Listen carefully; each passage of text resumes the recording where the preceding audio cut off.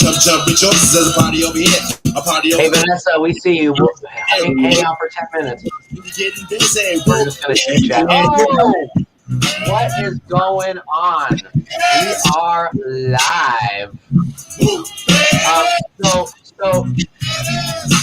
So, Karen, I don't know. Do I have to address you as Madam Regional Director now? Because I'm not sure. Or like, do I have to call you? Do I have to say Your Grace? Like, are they doing Downton? I don't know. Like, how to address. I'm like completely lost now. I don't know how you want me to acknowledge you. I think Dutch. I've been watching Bridgerton. Oh. Well, I don't know if we're gonna go. I mean, that's kind of like Downton rated R a little bit. Well, first of all, I know there's a lot of stuff going on. First of all, it was very hard not to tell people what was happening.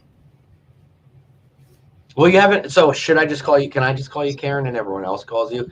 Like when Vanessa comes on, do you want her to call you Madam Regional Director? No, she's like a queen to me. No. Oh, right. Okay, you're right. She's like the Queen of England. Yeah, that's what that's going to be. She's like the queen of the world. Well, everybody knows my plan is world domination. That's no secret. That is definitely. So tell me how it's been for you the last couple of days. Well, since I haven't technically started yet, I've been working every day. You're like, well, it's the easiest job in the world. I've done nothing.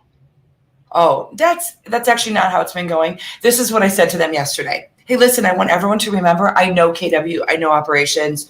I don't know this job. I don't know the job.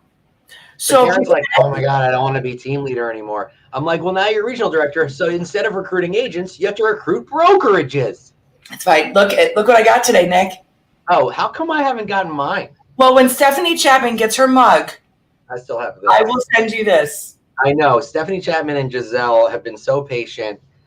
That means I have to leave the house and go to the post office and send supplies. Do you know I haven't left the house? Like venturing. I don't even know what the outside looks like anymore. You're gonna get your beard done. I go outside and I'm like, ah, it's beautiful. That's what I do when I'm outside. Well, I'm gonna get some sun because my territory is California and Hawaii. I don't know if you know this, but in our Command Your Morning agreement, you have to take me with you to Hawaii. I don't know if you read that part. Subchapter item A. I may have put it. I may have written it in it when I signed, so it wasn't initially there. It was like an addendum that I added without your approval. So I might have to check into that. So So you've been getting a lot of calls and texts of love and support. I had literally, Nick, no idea. I mean, the love and the encouragement and gratitude and kindness, I'll cry. Every day has been extraordinary. Like, no idea. And I also realized that I have to leave the team leader page now. I'm going to step down. I've been a contributor. I've been an admin. I've been a moderator. And that's probably going to be like the hardest thing. Wait, what do you have to do? Well, I'm not going to be on the team leader page anymore. Oh, the team leader page. Well, can I tell you a little secret? Can I tell you a little secret? What? They just like a month ago, they just removed me from the team leader page, and they were so sweet. They messaged me. They're like, "Hi, Nick. We just want to say, like, we have to remove you from the team leader page at this point. Why you did offer a lot of value, but you're not a TL anymore." I'm like, all good. They were super cool. They left me in there for like the entire year, like the entire 2020. I know. Super nice. Good people. And I know you had a hand in that, Karen. So thank you so much for keeping me in that group. I should have made it part of my contract, but no, I'm really excited. And I love my people here and I'm not going anywhere. So don't think you're getting rid of me. Like, Nick, you saw the video I posted, I'm sure, inside my group's page. I'm like, hey, everybody, I'm not going anywhere. Your worst nightmare is still here. I'm just a lot more important now. I'm just expanding my scope of world domination. So anyway, I hope that you're not going to be too famous to do this show. No, but do you know that in my interview, Josh interviewed me. And I had to teach him, I had to teach command, not teach him command, obviously he knows it, but they're like, okay, Mark King and Matt Green and Josh are like, okay, teach me something in command. I'm like, right now? Which I was all excited about actually, because, I got that. You're like, you see, Josh, this is how it works. Yeah, it was like, so Gary, let me show you, Gary, this is how you write. This is how you send a text message and set up a smart plan. This is how you do it. Hey, I do have smart plans open in my Command MC right now. I'm an early user. Oh yeah, I noticed when I jumped into Command one a couple weeks ago, it said coming soon. Team leadership team. I can't even talk this morning. Leadership smart plans. Yeah, team leader. Right, leadership smart plan library. I have it. It's awesome, and it's already very, very robust. So, from what I can tell, so there's I'm super excited. There's at least 7 smart plans. I bet there's 300 or 400 in there right now. There's 3 more smart plans than there are viewers of our show, which is like enormous. And today we have 2 or 3 more than usual because Vanessa's going to be here. I know, and I can't see. You're controlling this right now. You're controlling our Command Your Morning broadcast right now, and I'm really uncomfortable with it. I'm not gonna lie. You're just like, first of all, this is how we do it. It's a race. In case you guys don't know, it's a race for Karen and I to see who can get a guest, because the person who gets the guest gets to control the StreamYard into the group. So like when I get the guest, I get to control it. No, that's usually, not. But usually, Karen, usually you find the guest because I'm just like, oh God. Oh my God, you're the worst. But why not just let Star and I do it? I mean, we have a great system, and we actually have a system. I like what you know. What, Karen? You find the guest. I'll get it. We'll get it scheduled. You're going to be a regional director now. You're going to have to learn how to leverage even more. And I'm just teaching you that you have to learn how to leverage. Not that I'm a control freak, but I'm saying. Right. I mean, you're just going to listen. This is healthy for you. Yes. It's healthy for you to let go a little bit, step back. You know what I mean? Okay. Let's just do it. Okay. Let's just do it. Everybody, please welcome. I didn't even give her any like warning we were bringing her on right now. Vanessa Pollock. Say hello, Vanessa, and say hello. And everyone. If you have questions for Vanessa, just leave them in the comments because I can see them and we'll post them up and she can answer them. So, what's going on, Vanessa? Your Lord and Lady, Madam RD, I have got to congratulate you. I read that this week and was over the moon. Oh, thank you. What an amazing opportunity for that region, for our company. You're a leader among leaders, and we are so blessed to have you on the journey to world domination. So good job. Well, thank you. That is very kind of you. And I am honored and humbled because I literally am like, how did this happen? You know, right. But Vanessa, Karen, I don't know if you know this, but Vanessa's our guest today. So we're gonna ask her. I didn't tell you, Nick, but you thought you had control of the session today, but actually I do, and I will be interviewing Karen, Madam RD. So thank you for joining me today, Nick. Yeah, Nick. Vanessa and I are the hosts. We're interviewing Karen because it's her day. No. Vanessa, who might you be? Who might I be? I am a wife and a mother and a realtor and a retired performer and so many labels out there. Yep. I'm in northern New Jersey, sitting, looking out my bedroom window at like so many feet of snow right now. How many? I was wondering about that this morning. Like 2.5. Maybe first 3. Of all, Vanessa, yeah. New Jersey, I think New Jersey got the snow that Michigan was supposed to get. I feel like whoever did that screwed up. We were supposed to get that. That's nuts. My poor husband, he pre-shoveled 4 times during the storm. And then your husband's a pre-shoveler. Like incrementally through the day to stay on top of it. And then is out there again shoveling right now. So if you hear the snowblower kick in, I am not telling him to be quiet because I am so grateful that he is clearing the way. Or if you hear someone scream because their back gave out, you know. That's what the that would be me. Is good for, though. Saves the back. He should have like hot chocolate with marshmallows for the fact that he's taking initiative and going out 4 times is extraordinary. Oh yeah, midway through yesterday, I was like, "Hi babe, what would you like for lunch?" Now normally he's bringing me lunch every day as I sit here and do my thing all day long. So it was nice to be able to reverse that and help him out. You know what I do when it snows like that? I call the kid next door 4 times and pay him $20. It's a very expensive day. Yes. Best money spent, though. Best money. But it's very good money. He's 15 years old, $20 sheesh. That's nuts. Absolutely. So Vanessa, let's talk a little bit more about you. So like you're from Northern New Jersey. That's how I know you, because I'm from Montclair. You're from Maplewood. We're only like a couple miles away. Well, not anymore. I'm 800 miles away now. But yes.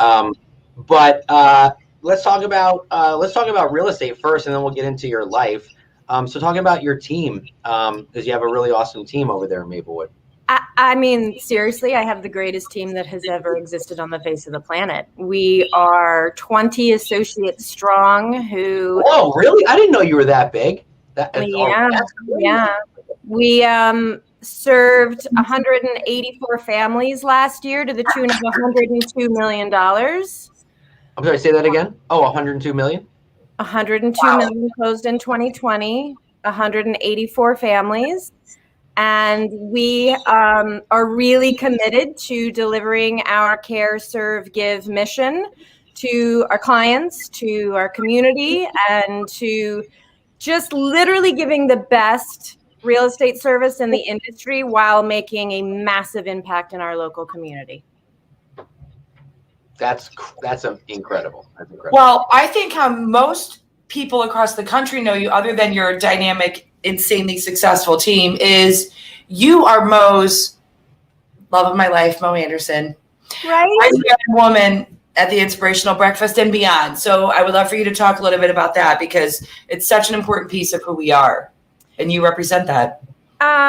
Well, that's the biggest compliment ever, that I would ever be put in the same room or conversation, even with our beloved Mo Anderson. And I think you both can agree with me that she makes every single one of us feel special and like we are her right hand, right? That is one of her countless superpowers, is the inspiration and the love and the encouragement that she just gives to every single one of us in the company and in the world, right? So I'm pretty sure, Karen, probably your world domination is greatly inspired by Mo. All day long. All day long. Same here. And I met Mo about a year after joining Keller Williams and was blessed enough to spend some quality time with her in her home in Oklahoma. And honestly, I had like 1 or 2 friends, like these women that I love, who were a part of my team. And I was new to Keller Williams and I had no idea what I was doing. But I knew I wanted to be a light in what is often a dark business world. And I knew that I wanted to leave a legacy of generosity and really just plant seeds of care and service and generosity. And I shared that with her. And over the course of that half day that we spent together in her home, she really just poured into me. And at the end of the day, I said, okay, so I feel like I have a plan now. Oh my gosh, Andrew Bloom, I love you. Andrew's a pretty spectacular human. Oh my gosh, he's my favorite Bloom in the world. So at the end of my time with Mo, I said, so if you were giving me an action plan, like boil it down, Mo, boil it down. And you guys, this is like, it was not unique to me. This was for all of us. She said, darling, you get your team to 40 million a year, get on your ALC, lead your culture committee, and read every single John Maxwell book, and we'll talk again. Well, mic drop, right? That was it. And Very simple homework. I was like 10 million a year producer. So to me, 40 million was like, Oh, how am I going to get there, right? So then you cut to a couple of years later, and I learned really quickly when Mo tells you to do something, just go do it, right? Just go do it. Don't question it's not a suggestion. It's an order. Just go do it. So I said, okay, I wasn't planning on that. And yet that's the model I'm going to follow. Those are the benchmarks.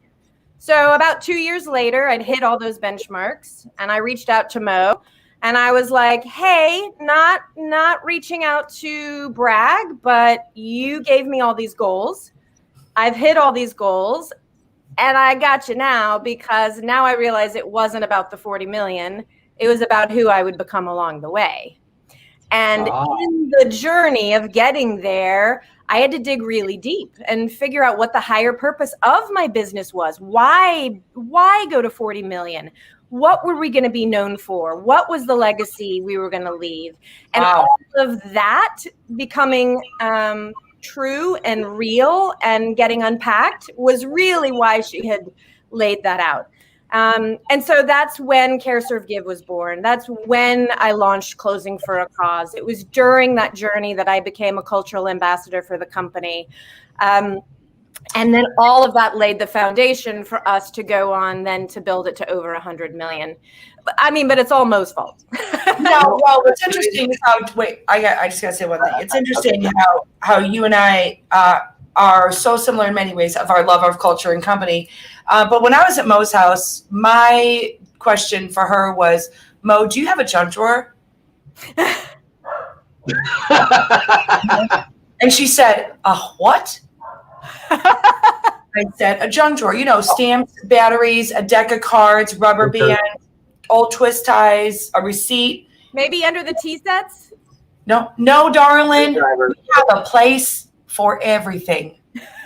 Oh my God, it's so Did you see the gift wrap room? I was like, my dream. The gift wrap room is everything. But that's like, you know what though? Vanessa, that just goes to show you how forward thinking Mo is, because now every first time buyer wants like a craft room or a gift wrap room. Like, where am I going to put my craft room? People do have those. Like people who do crafts, they do have craft rooms. The first time someone said to me, I'm like, what? My wife. So Mo does not have a junk drawer. She does not.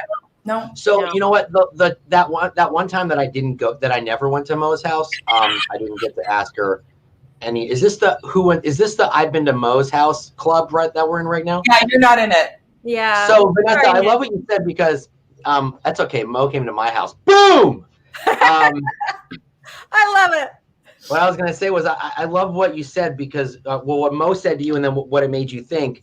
She's like, go do 40 million, right? Like, so in this industry, there's a lot of pressure to perform, right? Like, we're in a place where if someone says, so you ask someone what their volume was and they're embarrassed, they go, oh, I only did 10 million, right? Like, we're at a point where it's like only, right? And so I love that when she told you to do that, it wasn't because she wanted you to get to a certain point so you could be in her world.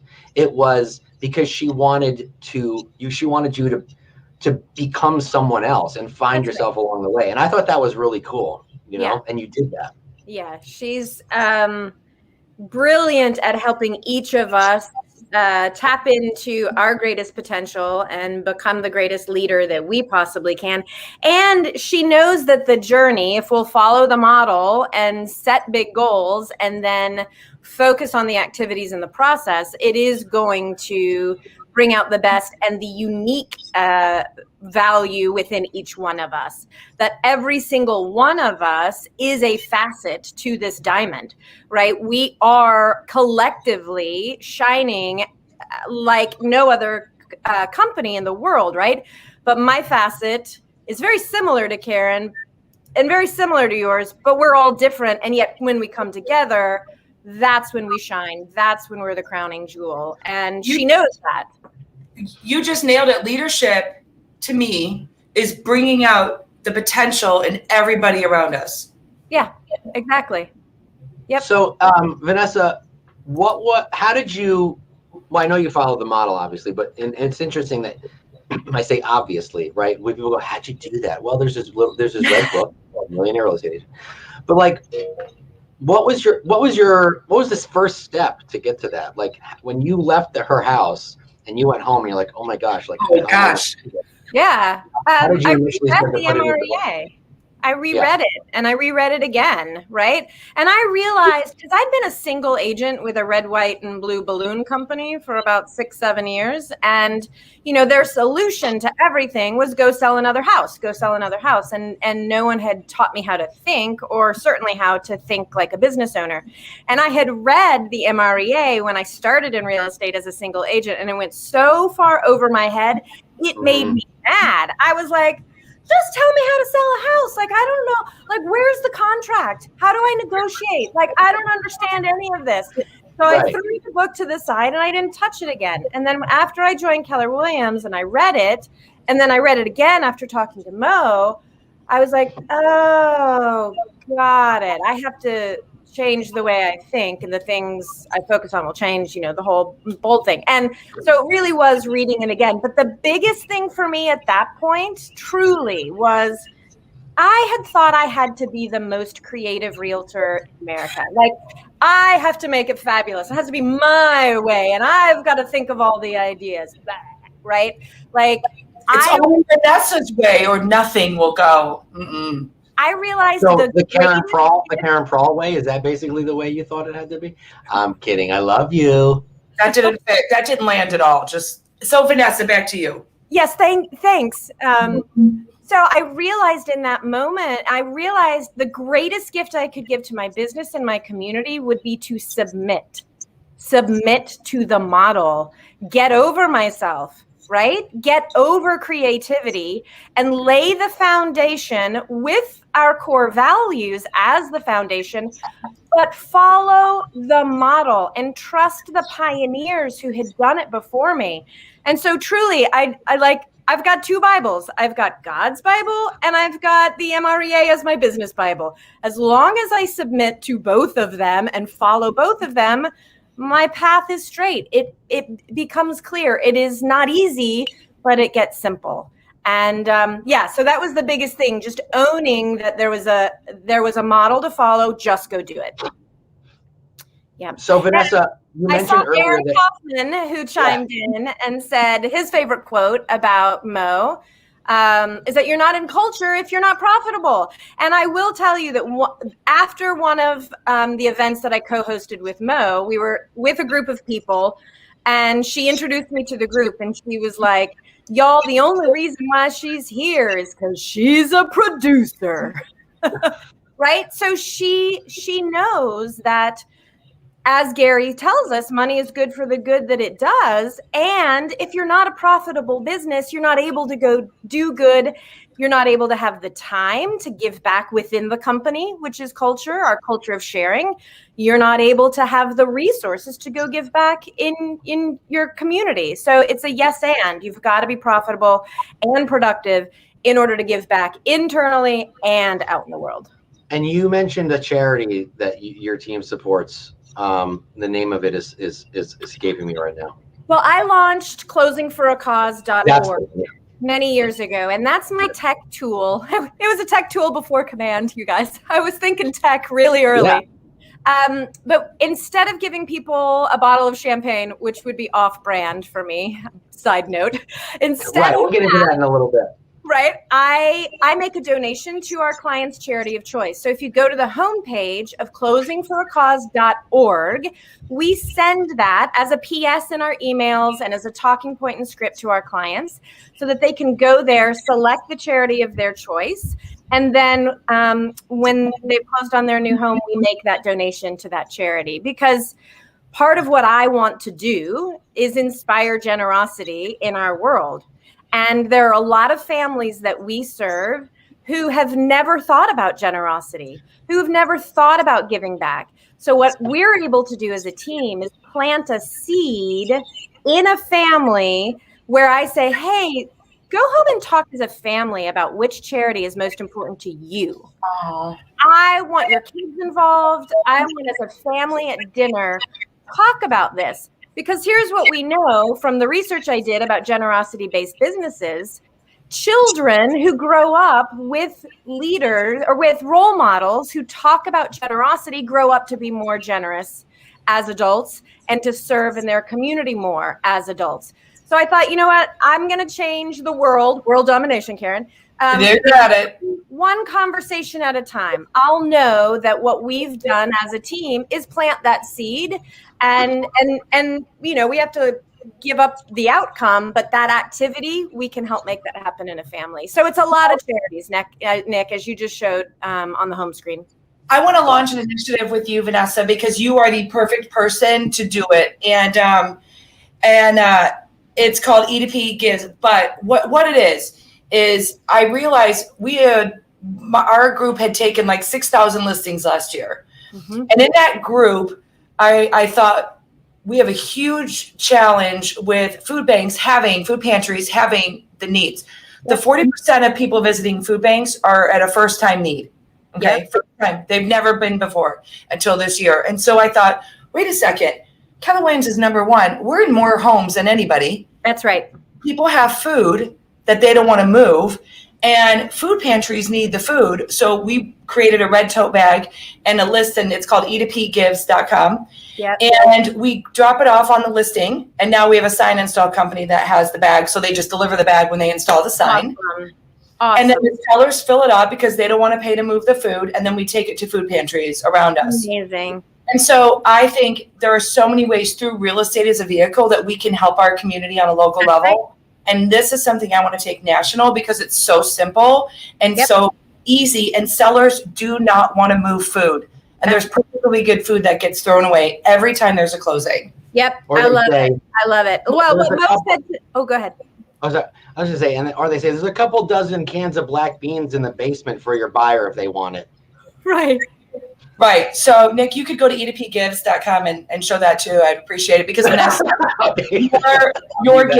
your giving mindset around we're in homes anyway. What a great initiative is really, really important to me. So when we all find something, because there is nothing worse to me than someone being cold or hungry. Correct. Yep. And so I saw your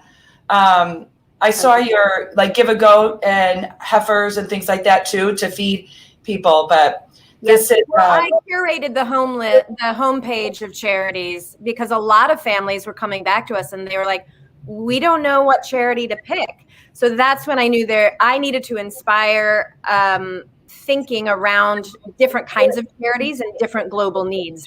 So we want to take care of veterans. We want to feed people. We want equality.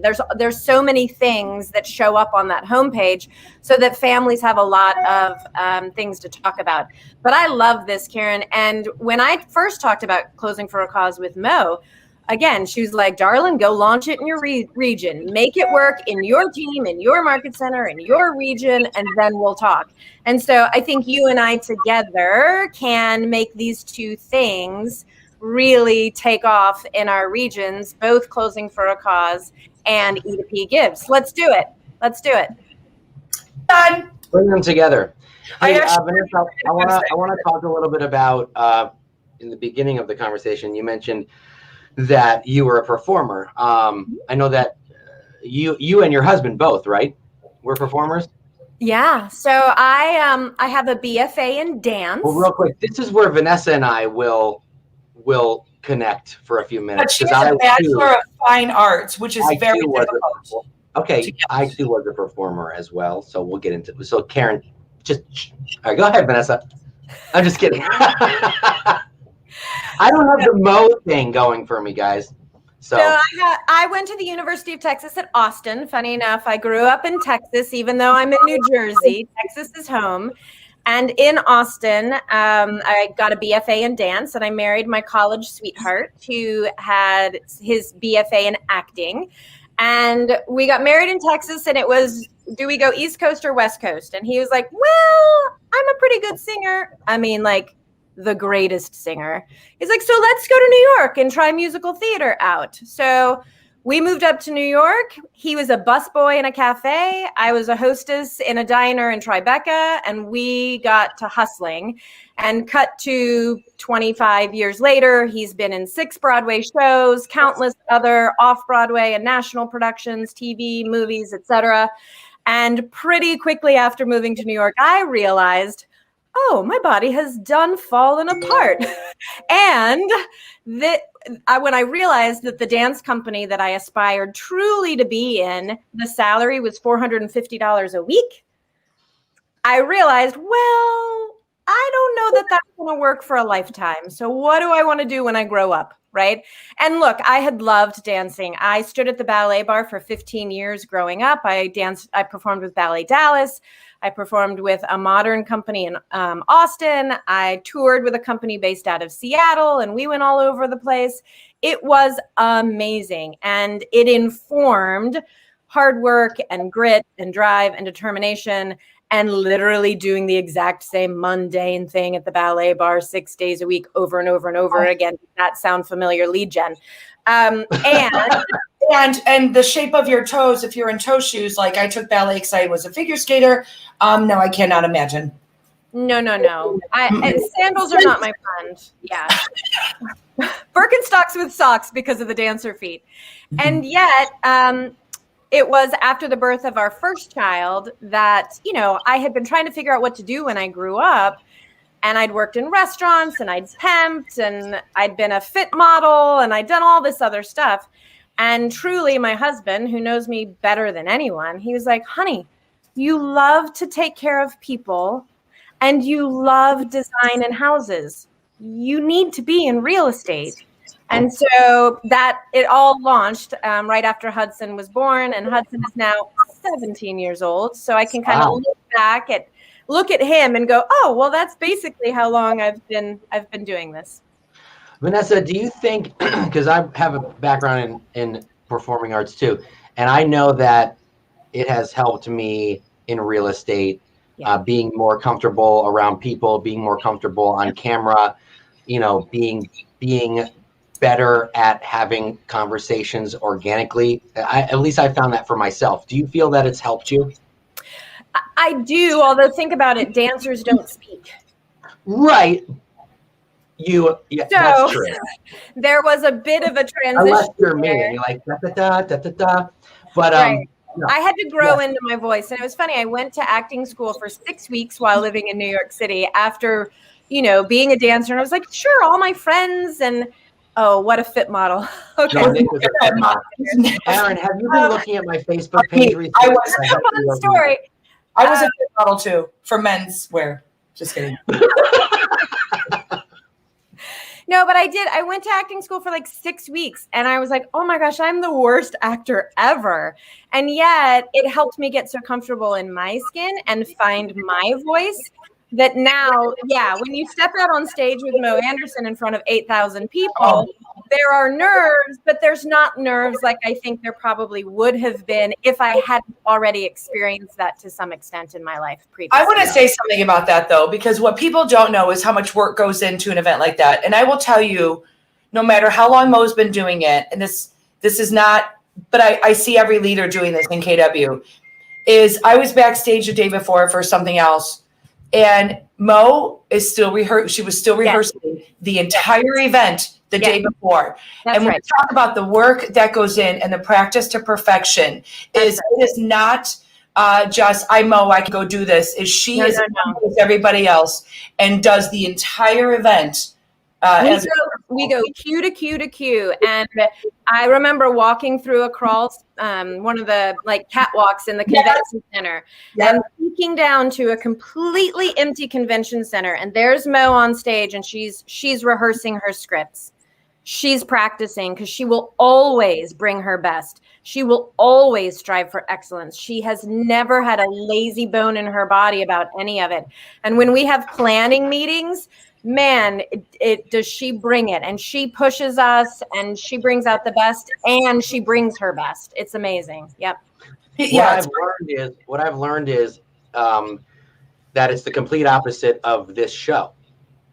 Oh, 100%. No, like Karen and I, Never rehearse, right? No, Go this live. What this music is are you an gonna play? improv talk show that Oh, yes, yes. you have perfected this model, guys. Yes, yes. I did take improv. I took improv in college because public speaking was not my strength, and it still is not. I have a lot of work to do on it. But this, you want to know what's funny though?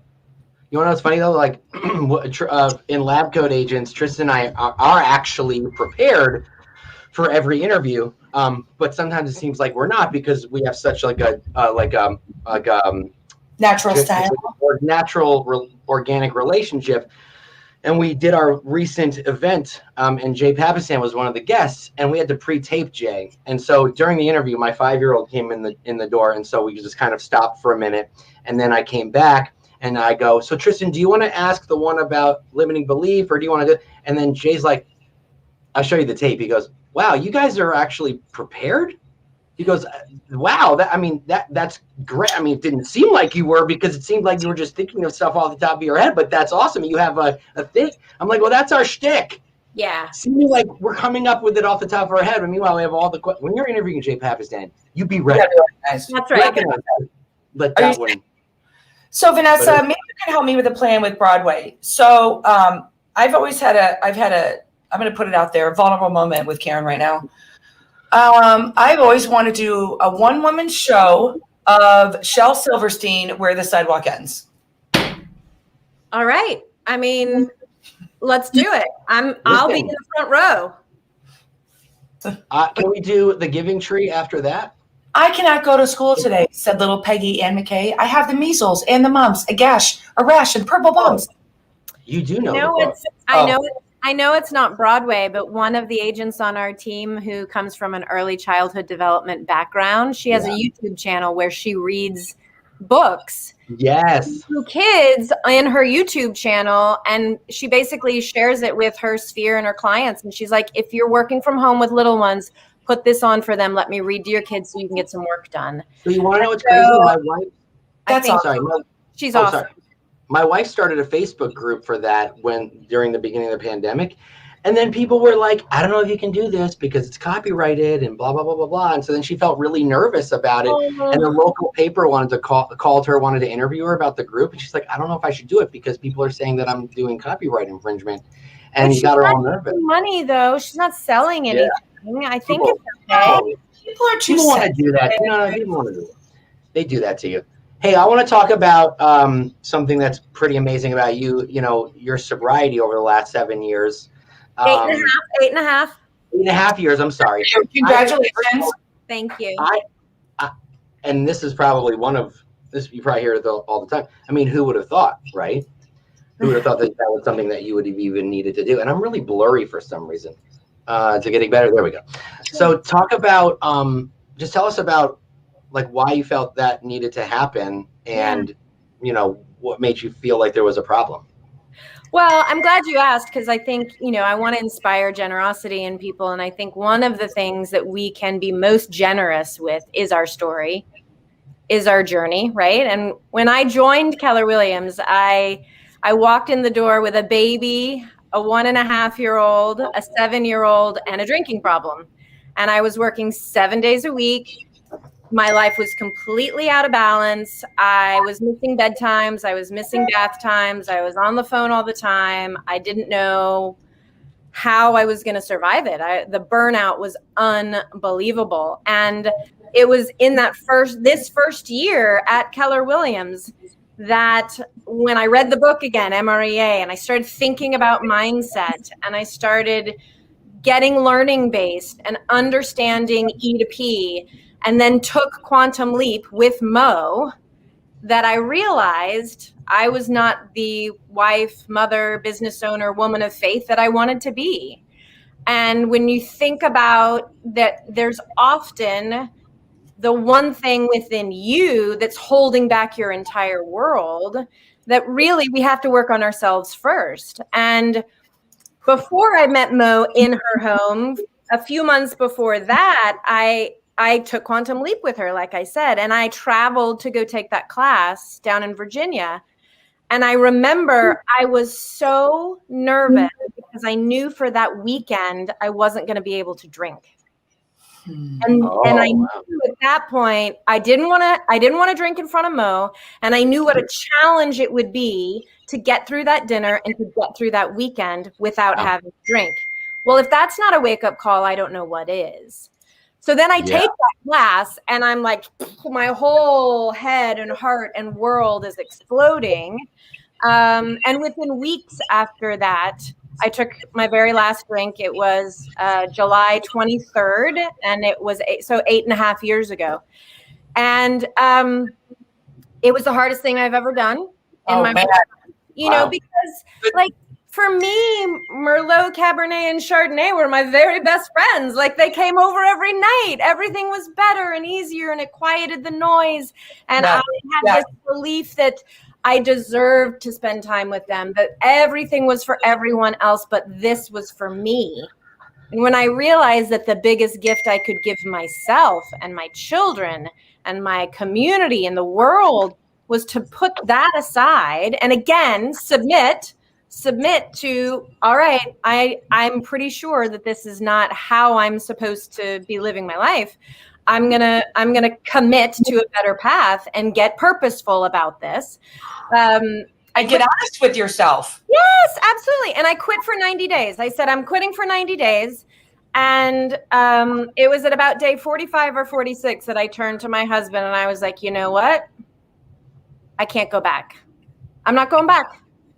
And never have not to this day. And truly that from 10 million to 102 million in business growth, if you want to look at the numbers growth, but like nothing that I have discovered about myself, nothing that I've discovered about generosity and giving back and closing for a cause and care, serve, give and being a cultural ambassador and serving Mo and none of it would have happened. I know that. I'm very clear in that because I would have lived in the state of me and that cloud instead of opening up, coming out, feeling all the feels, dealing with all of it, and going on the journey with myself and those around me. So it's, I share the story because I need people to know that they're not alone.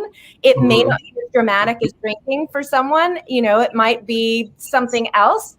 And yet we all have something that may be keeping us from taking the next step forward into our own potential. And so I want you to know you're not alone. Can I ask you a question? And this is, how did you go to the root cause that it was alcohol that was keeping you at your potential?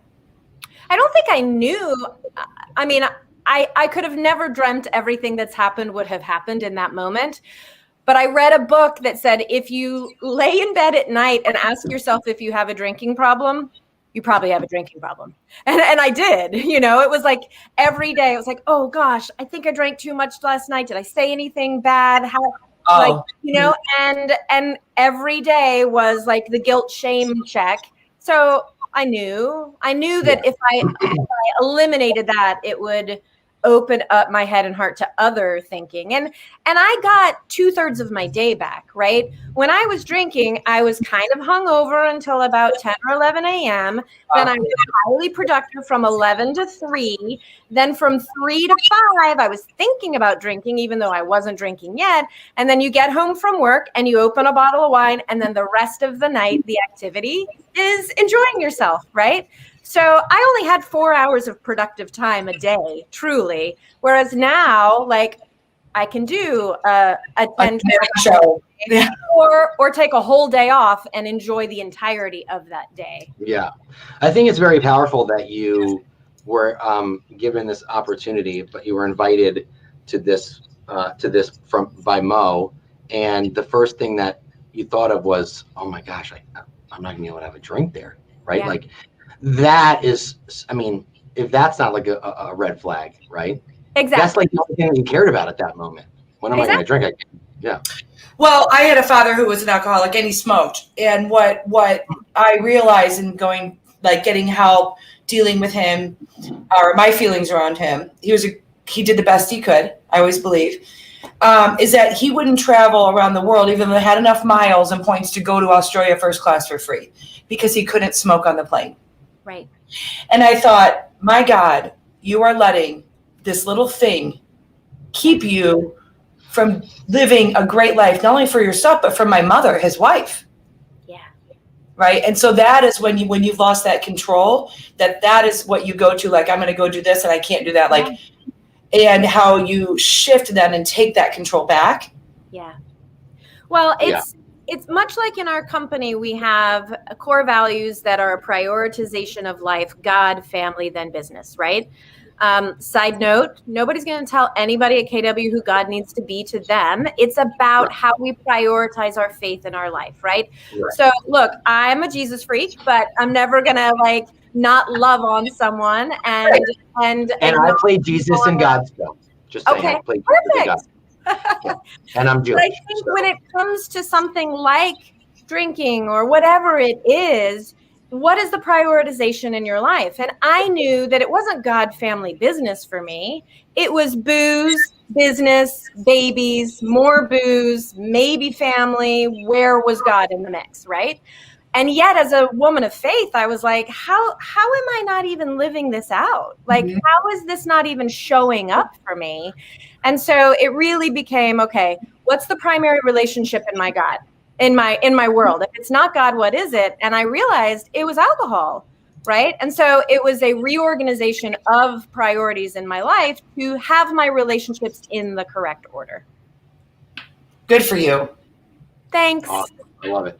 Hey, that's huge that you overcame that and, got things in order. And like, definitely, like I used to work, I mean, I was a bartender for a long time, and that's very similar.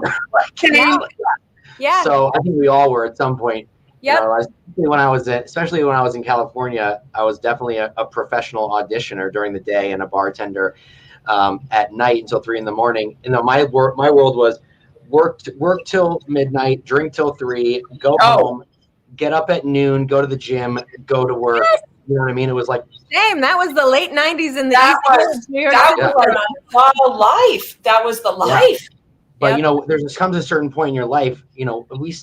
Some certain point in your life, though, Vanessa, and you realize this, that you get married, you have kids. It's a different life now, right?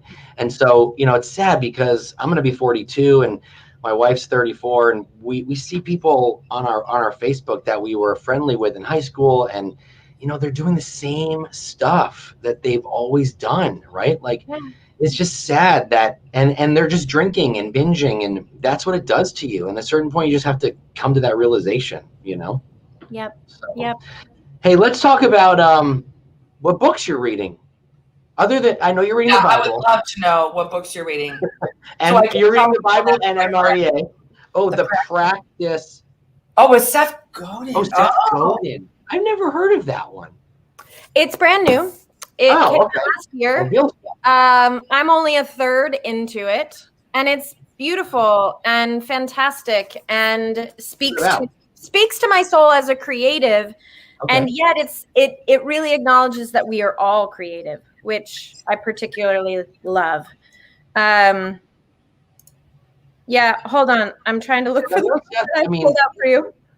No, that's okay. He talks a lot about, he's known for being just this marketing guru, but is this one a little bit of a different take? Say that again. Is Seth, he's known for being like a marketing guru, right? Like, but is this book just kind of have a different take to it? Yeah, this is about acknowledging and committing to the practice and the process of creating something innovative. Oh. And his idea of generosity is creating something that makes the world better in one way or another. That could be technology. It could be training. It could be marketing. It could be a service. It could be a product. It could be dance. It could be anything. When you are being creative, you're creating anything that you want to go out and serve others and make the world a better place. And it's just about, and we talk about this a lot, committing to our activities and not the outcome in real estate, right? If you make 100 contacts a week, you're going to be successful in real estate. It is that simple, right? So focus on the activities and trust that the outcome is on its way. And this book really honors that and speaks into it and reinforces that. So yeah, I'm quite enjoying it. And for those of you who are just curious, it's actually rather short, 272 pages. It is it's very a lot of stuff packed into not a lot of pages. I mean, that doesn't matter to me, but some people out there are like, oh, another book, right? But sometimes the best books are on the short side. One of my favorite books is The Go-Giver. It's only like I love it. Oh yeah. I love it. Here, I'll read you a snippet. I know we don't have a ton of time, but leaders seek to make things better, to contribute and to find firm footing, the chance to make a difference and to be seen and respected all at once. That search has created our culture and the world we live in. More and more people engaging and contributing, weaving together something worth building. Let's call it art. The human act of doing something that might not work. Something generous, something that will make a difference. The emotional act of doing personal, self-directed work to make a change that we can be proud of. We each have more leverage than ever before. We have access to tools, a myriad of ways forward, and a real chance to contribute. Your part matters. Your art matters. So, dig it. I like that. Bam! Are you like a reader or a listener? Because I can't listen to books on tape. I can listen to podcasts. Yeah, no, me too. I have literally stacks of books everywhere, and I'll be honest that during the pandemic, I've had a very hard time reading. Really, really hard time reading. I was a book a week for, years. Now, look, when I was drinking, I didn't read at all. And my husband would always joke. He's like, Vanessa doesn't crack a book. That's not her thing. And then all of a sudden, I'm like a book a week for years. And it was great. But I had a really hard time in 2020 reading. And so I'm recommitting to the practice and the process of reading on a daily basis, whether it be something like that or the Bible or, just something. I've got to get that muscle worked out and exercised and strong again. Yeah. And I'm not an audio person. I have no commute. I mean, you guys are in my bedroom. Like there's nowhere to go. Wow. I don't know where that Hey now, is this an after midnight show? What's going on? No, but behind the screen, it's weird. Like if I didn't have the screen, it's my bed. Like that's just weird on every Zoom I do. Every time I see someone in a bed, I'm like, this is creepy. Exactly. Yeah. I did one Zoom when we pivoted to everything digital as soon as things hit New Jersey. My bed was made, right? It looked great. And I love design. So I made sure the pillows were perfect. But I was like, no, this is not okay. So masked up, ran to Target and got the screen. So what's your morning? Do you have a routine in the morning? So this morning's kind of par for the course. Get up early, make a pot of coffee, light the fire, sit by the fire, read the book, and or dig into some Facebook groups that add a lot of value to my world, and I dump into them and hopefully add value to theirs.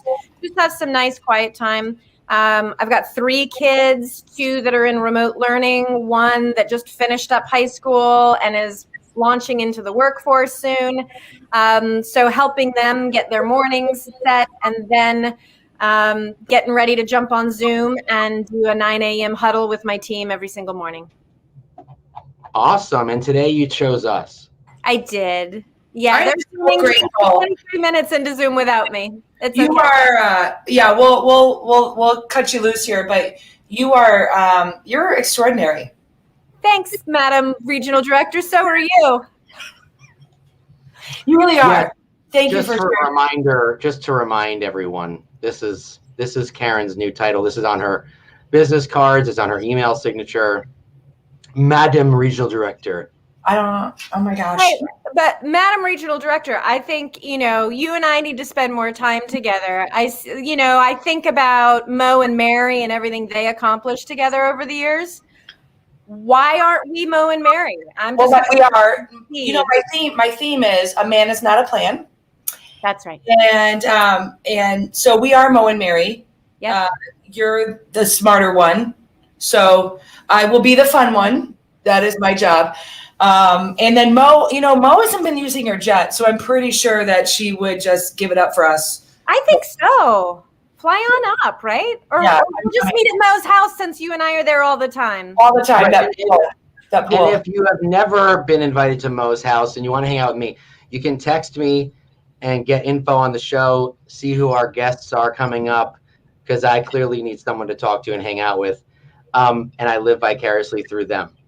Hey, no, but I know you guys are I've like. been to Gary's house. Oh, that's Oh, right. that's a big one right there. I went to his lake house in Austin. So just saying. No, I know you're landing this plane, so to speak, your episode today. But I want to just thank both of you. I think it's really incredible what the two of you bring to your people every single week, so many times a week. When the push notification comes to my phone, I'm like, you know what? These two are so consistent and they are so committed to their people and helping their people be successful. You truly are both a blessing to all of the viewers and to everyone who get to be in your world. And the fact that you contribute on this high of a level all the time. You go stand at the ballet bar and do your StreamYard over and over and over again so that they hear it and they implement it and they're better because of it. That's because you guys are outstanding leaders. And if you're not being thanked on a regular basis, I want you to know that I see you and I think it's incredible what you're doing. So thank you. And I really appreciate you bringing me in. Like, this is a real honor that you'd include me in the conversation. I don't have enough. Awesome. Karen has to go. Thank you so much, Vanessa. That was a really great compliment. We love it. You've been an awesome guest. But I do want to say this. 4 minutes early. I do have to go. But I do want to say, if Keller Williams didn't have the most extraordinary people, we wouldn't be able to do this show. Right. And it's because of people that show vulnerability and humankind and big lives and big businesses and just share who they are and not in a boxed in format, then we wouldn't be able to do this. But that's what makes us great, is the company and the people we're in business with. That's right. So I couldn't agree more. You guys are awesome. Have an incredible day. For a great morning. You too. Appreciate you. All right. Thanks, guys. See you Friday, everyone. Bye, everyone. Mwah, big hugs. Yeah, it is me. You say, All the hugs.